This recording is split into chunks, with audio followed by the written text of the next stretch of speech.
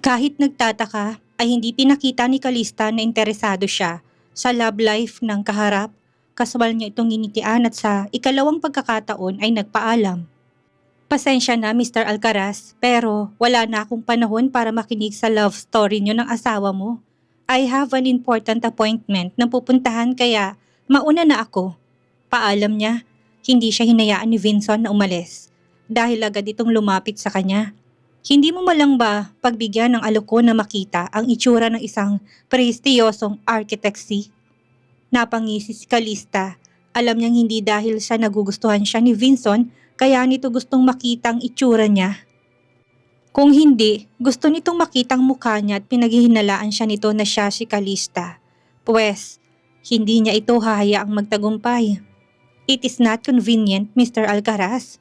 Her arms crossed in front of her chest and stared at Vincent with deep eyes. I didn't realize that the famous Mr. Alcaraz is a fraud. You like to force someone into doing something even though the other party refused? Natameme si Vincent sa sinabi niya at hindi makasagot. Hinayaan to ni Calista at tinalikuran. Bago makalabas ng pinto ay nilingon niya ito sa balikat. Kailangan ko nang umalis dahil naghihintay na sa akin ng asawa ko. Good day, Mr. Alcaraz. Our paths will still cross. Hope on that day, I can finally show you my face. With those last words, Calista closed the door and left the office, leaving Vincent in a trance.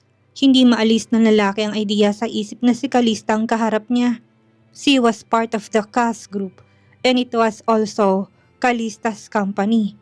Hindi lang yon, the biggest coincidence that appeared in front of Vincent was that she was also pregnant, the same as his runaway wife. Kaya hindi imposible na baka si C nga ang asawa niya. It could be C is short for Calista, right? Vincent, tawag ni Olivia. She's gone. Why are you still there? Hindi mo sisilipin ang bagong opisina mo? Instead of answering, Vincent rushed out of the office and with large strides, followed the woman down. Pero hindi niya na ito naabutan kaya naman dali-dali niyang pinindot ang isang pribadong elevator dahil ang elevator na sinakyan ng babae pang publiko lamang. Nasa 3rd floor ng naunang elevator at siya naman ay sa 8th floor. Sinundan siya ni Odelia na nagtataka sa kinikilos niya. Saan ka pupunta, Vincent? Hindi ibig sabihin na buntis ang babaeng yon ay iisipin mo nang siya si Calista? You go back to your hotel, Odelia. Hindi ko kailangan ng opinyon mo dito. Pagkabukas ng elevator ay kaagad nang sumakay si Vincent at kaagad nang pinindot ng ilang beses ang close button para kaagad yung sumara. Hinayaan niya nakatayo sa labas si Odelia na kaagad na dumilim ang tingin ng sumarang pinto ng elevator. Hindi siya mapakali habang pababa ang sinasakyang elevator. Sa ikalawang paglayo ni Calista sa buhay niya ay lalo niya napagtanto kung gaano siya katakot na mawala ito sa buhay niya. Gusto niyang linawin ang dahilan kung bakit umalis pero hindi niya ito mahanap. Mas mahirap dahil 6 na buwan niya na itong hindi nakikita. Dati ay wala siyang kinatatakutan. Pero ngayon dumating sa buhay niya si Calista ay naramdaman niya kung paano matakot nang mawala ng minamahal sa buhay. Naabutan niyang babae na nag-aabang sa taxi stand at akmang lalapitan niya ito nang biglang may humintong puting sports car sa harap nito at kaagad na bumaba ang nagmamaneho noon. Umikot sa kabilang gilid upang buksan ng pinto ang babae. Vincent watched every moment, his eyes not leaving every action the two have. Habang nagmamasid ay hindi niya mapigilang magkasalubong ang kilay habang humigpit ang pagkakakuyom ng kamao. Ang lalaking kasama ngayon ng babae ay ang lalaking nakita niya nung kasama ni Calista ng ilang beses. Not Delphine, na pinaghihinalaan niya dahil nalaman niya itong ang tumutulong noon para makatakas si Calista. Pero ang lalaking kasama ngayon ng babae ay ang lalaking nakita niya noon na naghatid kay Calista sa unang trabaho nito. Ha, is that really you, Calista? Kinuha niyang plate number ng sasakyan at umuwi sa bahay.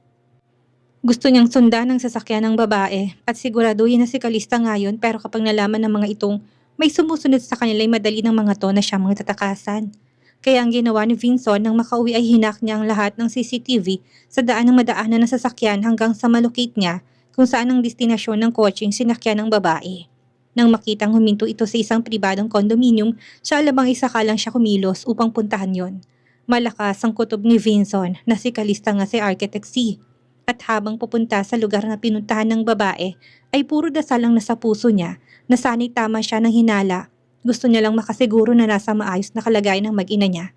For the past 6 months, halos wala siyang tulog sa sobrang pag-alala sa mga ito. Magpahinga ka na muna, Kalista. Kailangan ko lang na munang bumili ng groceries para may supplies ka dito habang nandito ka sa syudad.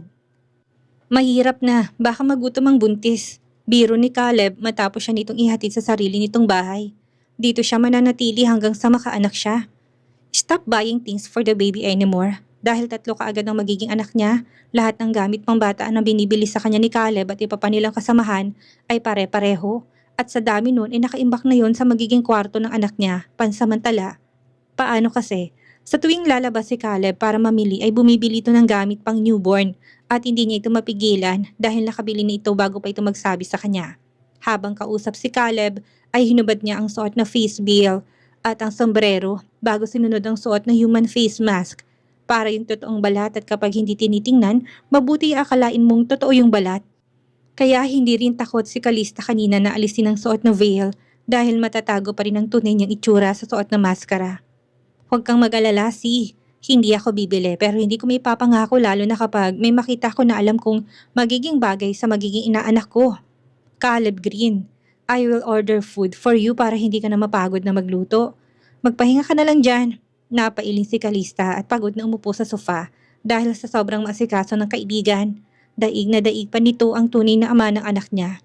Hindi niya alam na nakakaubos pala ng enerhiya ang humarap kay Vincent at sa babae nito. Hinayaan siya ni Caleb na magpahinga. Hindi niya namalayan nakaidlip siya at nagising na lamang siya nang marinig ang doorbell. Sa pag-aakalang ang pagkaing in-order ni Caleb yon, kagad siyang bumangon at hindi na nag-abalang tumingin pa sa peephole para sumilip. Ngunit sino ba naman ang mag-aakala na sa pagbukas niya ng pinto ay ang mukha ni Vincent ang tatambad sa kanya? Hindi lang si Kalistang natigilan ng buksan niyang pinto, maging si Vincent hindi makapagsalita at nakatitig lamang ng matiim sa kanya. Paano niya natunton ang bahay ni Caleb? Natutulirong tanong niya sa isip. Sinubukan niya mag-isip ng idadahilan pero ang tornilyo sa utak niya ay tila kinalawang at ayaw gumana. She felt like her tongue was tied, preventing her from speaking, and her brain was fuzzy that she couldn't think of words to utter. Shit, this is over. He finally saw me. Kahit natutuliro ang isip ni Kalista, kalmado naman ang mukha niya at hindi nagpakita ng anumang pagkabahala. If worst comes to worst, she will just go back to the island and invite Frederick over. Ang buong akala niya sasabog sa galit si Vincent. Pagagalitan siya nito dahil siya pag-alis niya at pilit na pauuwiin katulad ng ginawa nito noon pero hindi yun nangyari. Habang tahimik silang nagkakatitigan, wala siyang nababasang ekspresyon sa mukha ng lalaki. Wala itong sinabit o lang ginawa, kundi ilibot ang mga mata na puno ng sarkasmo. Sa loob ng bahay inisa-isang bawat kasuluk-sulukan na maaabot ng mata nito.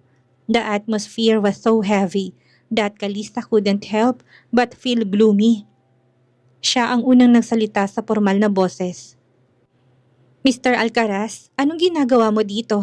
Sa sobrang formal ng boses niya, aakalain ng iba na hindi tong ama ng pinagbubuntis niya. Bumalik ang walang emosyong tingin ni Vincent sa kanya dahil sa tanong niya. Tumaas ang sulok ng labi nito at malamig ang mata, pero walang salita na lumabas sa bibig nito. Umatras lang ito, tumalikod sa kamuling bumalik sa sakyan nito at pinaharurot palayo. Kalista was left stunned. That's it? Wala man lang katanungan kung bakit siya umalis? Hindi man lang siya tinanong kung uuwi ba siya sa bahay nito?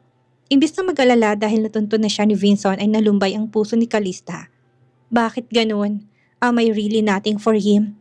Natutula lang bumalik sa loob si Kalista at kinuha ang cellphone para tawagan si Via. Wala nang dahilan para gumamit siya ng code para kontakin ang kaibigan dahil natuklasan na rin ni Vincent kung nasan siya. She has an option to find another place to relocate, but for what purpose? Bale wala na siya sa malamig na pagtrato ni Vincent. Pwede na nga rin siyang lumantad kung gano'n, hindi ba? Nang sumagot si Via sa kabilang linya, hinihingal na boses nitong bumungad sa kanya. Nangunot ang kanyang noo at nagtaka. Nag-e-exercise ka ba? Bakit parang hingal na hingal ka? Wala boss. Kalista's face distorted. Hindi siya naniniwala sa dahilan ni Via, lalo na't kakaibang naririnig niya mula dito. Via, sigurado ka bang kaya mo itrato ng mabuti ang lalaking yan? Hindi nakasagot si Via dahil biglang inagaw sa kanya ni Jerome ang cellphone at itong nagsalita. Kalista, hindi convenient na makipag-usap sa'yo ngayon si Via. She will call you back after an hour. No, after 2 hours. The call ended, leaving Kalista's mouth agape. Seryoso? Inuna ng babae yun ng dahil sa ginawa ni Via ay bahagyang nawalang isipan niya tungkol kay Vinson. Sakto namang dumating na si Caleb kaya may kausap na siya. Gusto niya itong tulungan sa pag-aayos ng pinamili nito pero hindi ito pumayag at baka mapano pa raw ang baby niya. Walang nagawa si Kalista kung hindi umupo at hinayaan ito na ayusin ang pinamili at nang matapos ay nagsimula ito maghanda para sa hapunan nila. Habang kumakain ay sakalang sinabi ni Kalista ang tungkol sa pagbisita ni Vinson. Do you think I need to change places again? Mabilis na umiling si Caleb. Para saan pa? Ikaw na nagsabi na hindi kanya kinausap. Hindi ba't mas maganda na rin na ang ganito na hindi mo na kailangan magtago sa kanya at makapanganak ka ng maayos? After you give birth, you can go back to the island with the kids. Kahit na bumalik ka man sa serbisyo ay magiging safe ang mga anak mo. Kalista pick up a carrot and stuff it lazily in her mouth. Pag-iisipan ko. Napailing si Caleb. Ano pa bang dapat mo pag-isipan doon? Your husband doesn't want you anymore. It's just good that you ran away from him. Hindi kumibo si Kalista. Ibang nasa isip niya. Alam niyang gusto siyang makita ni Vinson, lalo na sa kilos na ipinakita nito kanina sa opisina nito. At bakit siya? Siya pa rin ang tinatawag nitong asawa at hindi ang Odelia na yon. Kinabukasan, sinundo siya ni Navi at Thor sa bahay ni Caleb at dumiretso sila sa kanyang opisina. Sa loob ng 6 na buwan na wala siya sa opisina, hindi niya nakitang financial reports ng kumpanya niya dahil takot siya na baka malaman ni Vinson ang kinaroroonan niya sakaling palagi siyang may kontak kay Via. Naabutan niya si Natalie sa lobby ng building nila na tila may hinihintay. Buong akala niya si Thor ang hinahanap nito, pero ganun na lang ang pagtataka niya na ibang lalaking kausap nito at mukhang nagmamahalan ang dalawa. Malayo siya sa mga to at hindi siya namukhaan ng dalaga, kaya naman dumiretso na sila sa kanyang opisina sa top floor. Boss, this and this and this. Via said that she gave her a folder 1 by 1. Bawat folder ay makakapal at naglalaman ng reports sa iba't ibang sangay ng kumpanya nila sa loob ng 6 na buwan. This much? Nakataas ang isang kilay na tanong niya pero nakatutok ng mga mata sa papeles at inumpisahang usisain ng reports ni Via. Nangangalahati pa lang siya nang muli siya nitong inistorbo dahil may natanggap itong tawag sa telepono. Boss, Alcaraz Group called. Huminto sa pagbabasa si Kalista at mga taong nagtatakang tingin kay Via. And, napakamot to sa ulo. Kasi boss, nagustuhan daw nilang design na ginawa mo sa huling project mo sa kanila. Kaya ngayon gusto nila ulit kunin si Architect C para mag-design sa bagong gusaling ipapatayo nila sa norte banda. Sumandal sa sandalan ng upuan si Kalista. Ano sa tingin mo, should we accept it? It is rare for Kalista to ask advice from others. Pero sa pagkakataong ito ay hindi siya nagdalawang isip na magtanong kay Via na agad na umiling. Hindi lang itong iniisip niya. Malakas sa kalaban sa negosyo ang Castañeda at kung gusto ng mga itong sirain ng kumpanya niya ay magagawa ng mga to. Lalo na ngayon na nasa alanganin ang relasyon niya kay Vinson. I think boss, we should reject it. Alam na ni Vinson kung nasan ka. Paano kung trap lang itong gagawin niya? Mariing umiling si Kalista. It's not a trap, but a bait to lure me out. That man is playing with me. Tinapos si Kalista ang lahat ng kailangang pirmahan at binasang mga bagong proposals na galing sa planning team. Bago inaprubahan, saka lang siya nagpasyang magpahinga dahil kumakalam ng sikmura. Inaya siya ni Via pero tumanggi siya dahil imimit niya si Caleb para sa lunch. Ngunit sinong mag-aakala na pagdating niya sa lobby, ang naghihintay sa kanya yung ama ng anak niya. No, wait. Actually, hindi siyang hinihintay nito kundi si Natalie dahil magkausap ang mga to. Marahil ay ngayon lang lumabas ang kasintahan nito. Napag-alaman niya kay Thor na ang bagong promote na manager sa planning team pala ang kasintahan ni Natalie. Hindi nakaiwas si Kalista dahil paglabas pa lang niya sa lobby ay kagad na siyang namataan ni Natalie. Aunt Kalista! Malawak ang ngiting tawag sa kanya ni Natalie. Huli na para magtago si Kalista dahil kahit na si Vinson ay napatingin na rin sa kinaroroonan niya. Nagtagpo ang mga mata nila ng lalaki pero hindi umimik si Kalista, lalo nang makitang walang buhay na tingin sa kanya ni Vinson. Stop calling her aunt. Is she your aunt? Mahinang boss ni Vinson pero magaling mag-lip reading si Kalista kaya naintindihan niya sinabi ni Vinson. Tumikwas ang labi niya tinalikuran ng mga to pero hindi siya tinigilan ni Natalie. Lumapit to sa kanya at hinawakan siya sa braso. Kalista, sama ka na sa amin at ititreat ka ni Tito Vincent ng lunch. Sabi ni Tor ay hindi ka pa nagla-lunch.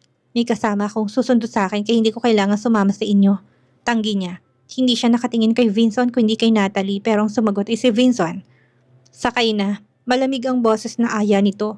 Nang lingunin to ni Kalista ay nakita niyang binubuksan na nito ang front passenger seat at nakikita sa mata nito na pipilitin siya nito hanggang sa pumayag siya.